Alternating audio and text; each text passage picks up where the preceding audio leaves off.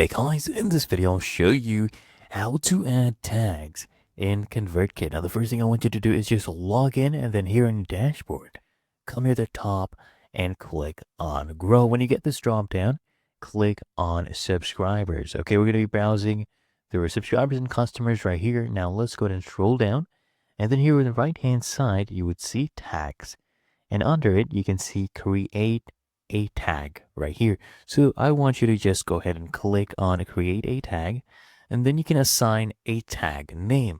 So let's say webinar. Okay, that is what we'll name the tag name. There we go. And then just go ahead and click on save.